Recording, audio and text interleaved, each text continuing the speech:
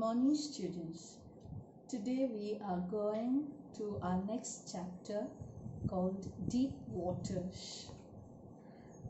Before I progress with the title of the lesson, I would like you to share with me some of the water sports that you enjoy at your age. I'm sure you would have visited many thematic parks, especially where there are a lot of water sports. You would have traveled overseas. You would have liked to have gone through the skiing and canoeing and motorboats. Can you just describe me your experiences? How did you really feel when you were in such kind of water sports? What was your first feel? Like you're going to sink, or that it looked like water looks like a tarred road with puddles, that the sound that it made? What was your feeling? I'm sure somebody among you would have gone to this coral islands, or what you say in Thailand you have the one where you go down the ocean. Teacher had an experience, you see. The instructor gave me an signal saying, when I go down, I must look up and hold my head straight. And the moment the shield was put on my head, the air sucker, you find that I started looking down whether my legs are going down into the ocean, and I started gulping water, and it was so threatening. I started waving my hands, flaying, I suppose, without any direction. And then I said, no, I want to come out. And that experience was something that I was totally shivering the whole time I was going back to the island. And I could never believe that a person like me, who had so much of confidence, was just sinking and all my faith lost. So I'm sure, now can't see you, so I'm sure many of you would have had such experience when you went first time to swim in a pool. Now this lesson, William O. Douglas, the great advisor to President Roosevelt, he's narrating his childhood experiences. And the expression that the author uses is giving us an autobiographical sketch about how he built himself as a swimmer and how he overcame fear. So there are different types of fear. All of us have a phobia for examination, phobia for water, fire, everything. So you will be doing a little exercise to note down what are the different phobias and how is it called. Now hydrophobia is one what he's talking about, how he had his experience in the waters. So he's explaining from his childhood incident. So autobiographical sketch goes date by date. So first the lesson begins with how the author was seated in the YMCA pool at about 10 to 11 years. The pool was a gradual slope, but it was something about 90 feet deep. And then you see that the author is trying to say that his mother has always been warning him about how the Yakima River was very treacherous. As he's narrating his experience, he's talking about his first initial fear, how he got an aversion to water. So the board exam question there you get is that what is the aversion to water that the author is talking about? So that was at the age of 3 to 4, and that was in the Californian beach when he went to swim with his father. On the surf, as he was paddling, you see the overpowering waves that tossed him up. And that is exactly what you have to remember, the line that describes here. Here, I was frightened altogether, and that was because the very overpowering force of the waves. So you could underline that line to make yourself know when did he develop the aversion to water. Then you have the experience that he's narrating about the misadventure. Yeah. So when he's sitting at the YMCA pool, he's recalling to mind about his 3 to 4 years experience. But at the YMCA pool, he was seated there because that childhood aversion was coming back to his mind. And there he remembers a very 18-year-old boy, a bruiser, looking like a boxer with rippled muscles, is coming to the pool. What did he see there? You see, he's describing how the boy tossed him and threw him into the pool. And when he fell into the pool, the author is describing that he was so thinny and skinny that he went down into the pool. But being a very advanced child, perhaps, he had a strategy to think, a plan, what he should do. See, that is what it means by the word you're frightened, but yet not frightened out of wits. What does it mean? All of us have phobias, all of us have fears about examination, but we should have a strategy, a plan. I'm a person who have such fears, so what should be my mechanism? See, the boy is going down into the pool. He has got such a threat. He can see yellowish water, and then he's trying to wave his hand in the waters, trying to catch the water like ropes. His lungs are bursting, his hands are paralyzed, legs are wobbly, but there a touch of reason comes to his mind. What is that touch of reason? It's the same thing that he planned his strategy. So as he goes down the pool, he'll hit his leg on the bottom and spring up to the top and lie flat on the water, go by the side of the pool and then walk out. This 3 times. You cannot use the word that he was drowned. He went down the pool 3 times, and 3 times his experiences. Can somebody in the class trace out what is that happened when he first time went down the pool? So you have a lot of descriptions given. Can you tell me? You see his legs hanging like paralyzed weights, and that how he felt his lungs bursting.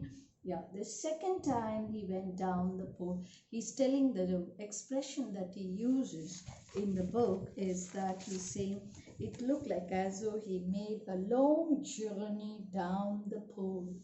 And during that time, you see, he's describing about what terror, what is that phobia that he had, the terror. He describes it as stark terror, terror that knows no understanding, terror that has no, you just can't describe it or define it, but it has control over you, no control, and then you just believe that you are sinking totally in that phobia. So he's describing at that moment, he again has a touch of reason. He plans how to come up the pool, but again he loses his strength and goes down. So the third time when he goes down, he's just describing it in a simple expression. Now I could feel the curtain of life fallen on my face, and I've gone into oblivion. So long he was trying to struggle, but now he realized that the curtain of life, which means that he's gone into forgetfulness. But as he's going into that fading memory, he realizes something. That is, that it is peaceful, and that he's look like as though there is nothing to fear in death, and he's being carried by the waves in the arm like somebody lifting him up, and he agrees to it. See, once you are into that fear, you must let loose yourself, otherwise you will get some problems of depression. But you slowly let down and relax yourself, it will not conquer you, you will come to. So he lost his memory, consciousness, he went into oblivion, and then he only remembers one thing, that he is by the side of the pool. What is he doing? That people are pumping, pulling out, pressing him and bringing out the water inside him. And yet he remembers, see, that very thought of his going down the pole, how he struggled, he got so much of fear, that stark terror gripped him, that he doesn't want to go to the waters anymore. He felt sick in his stomach. A slightest exertion that he gets, he doesn't want to. He feels sick, wobbly on his knees, and so he lies down on the bed, totally not going to the waters. It became so sick to him. That was the after effect or the impact of the going down the pool, or it was the impact of the misadventure which took place in the YMCA pool. As days went by, he realized that he has to overcome his fear. So all of us have a problem, we have fears, but you have to be strategic, very mature enough to plan your strategy, how you will overcome your fear. What does he do? And he says, when you have a problem, your first thing should be a consultation with somebody senior. He goes to an instructor. So it was a board exam question asking how did he overcome his fear or become a good swimmer. So step by step he goes and consults an instructor. He arranges him, and then the instructor ties a rope around him. See? And then ties him, pulls him through that rope through the pulley, and allows him to go across, swim back and forth the pole, letting loose the rope. The moment the instructor leaves the rope, he begins to shiver with fear. The old fear comes back to him. That is exactly our problem. What is our problem? When nobody controls us, we go to a state of inertia, very lethargic, very cold, and then we become negligent. We procrastinate things and say we'll do it later. But then when fear strikes us, we then begin to shiver. So he started. As the man controlled on the rope, he went to it. And what did he do? For weeks after week, day after day, 1 hour each, 5 days, it went on for months. The instructor then taught him a second exercise. How to breathe when you are out of water, which means inhale, and inside the water to exhale, so that he doesn't gulp water. He learned the second exercise. He did it hundreds of times. So each of our weaknesses, when we try to overcome them, you have to repeat it. You just can't adopt a strategy and leave it there. Unless you practice it and regularly do it over and again, you cannot overcome your weaknesses, and you cannot make your weakness your strength. So he once again continues. The next, the instructor teaches him, go to the pole, step by step, hold on to the edge and flap your legs, kick your legs, because to make your leg movement free.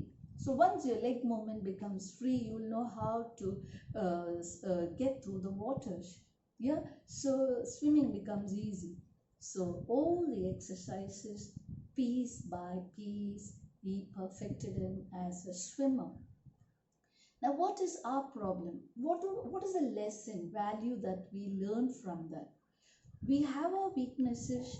We must identify our weaknesses, put them on paper one by one.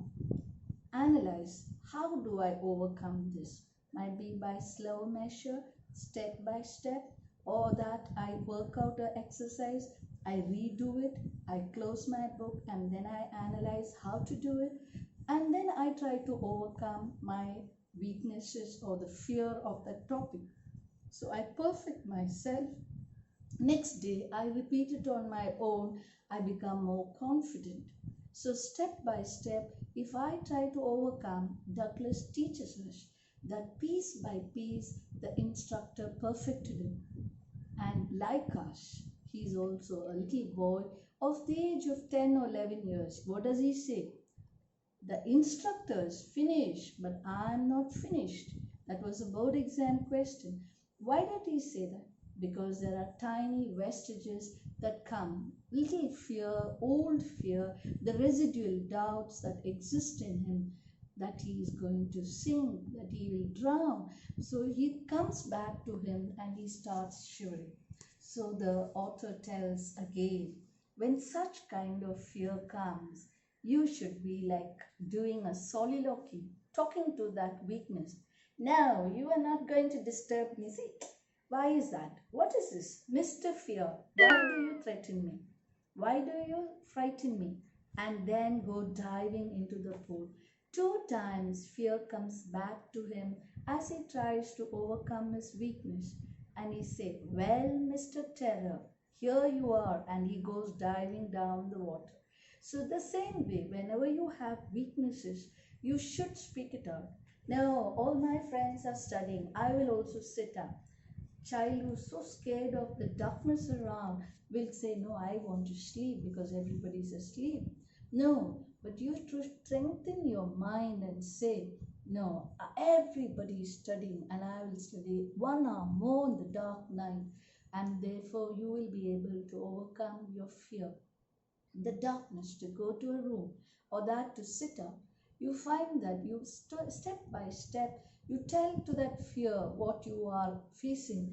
Tell, now you are not going to threaten me. You see, I am very strong, and that is how you build up yourself. So the author is inspiring you, yeah, the young reader, how you could be determined, that only sheer determination can make you successful and overcome your weaknesses and make them your strength. And then he does tell us, see, when the instructor was finished, I am not finished. So to overcome that, to be satisfied, I went more hours into the deepest waters. See, only when you burn your finger, you learn. Only when you burn your finger, you learn. Otherwise, you won't learn what is hot. So when he went into the deepest water, he realized that how he could overcome fear. He went to that of Wentworth, he went to the Goat Isle, Triggs Island, he went diving and to meet Glacier. And what he did, he went so further away from the common man's area, terrain, and then when he just shouted out, you find Gilbert's Peak echoing. Then he realized, I've reached the further end of the deepest waters, and there once again terror comes in the middle of the lake, warm lake, and yet he overrules it and he conquers his fear. At the end of the lesson, he tells a beautiful conclusion. Only those who have experienced stark terror, the terror which you cannot explain, the fear which you can, and you have overcome it, only that experience will make you strong and make you understand that there's nothing in death. There's nothing to fear. All we have to fear is the word fear itself. Because when you are dying, there is peace in death. But only when you think about the death, you have fear. So he said he agrees that Roosevelt was right when he said that all we have to fear is fear itself. And if you have overcome that fear, you could climb any peak. What did he mean by climb any peak? He could overcome any obstacle. You could walk any trail, which means any path, undefined territory, you could just tread on because you have overcome fear and you realize that there's nothing to fear. And all we have to remember is sheer determination is the secret of success. And if there's a will, there's a way. So succeed. Each and every one of you is a precious gift of God. And you have been selected fiber, made into such beautiful human beings. And there is a destiny for you. Go ahead to the port of success.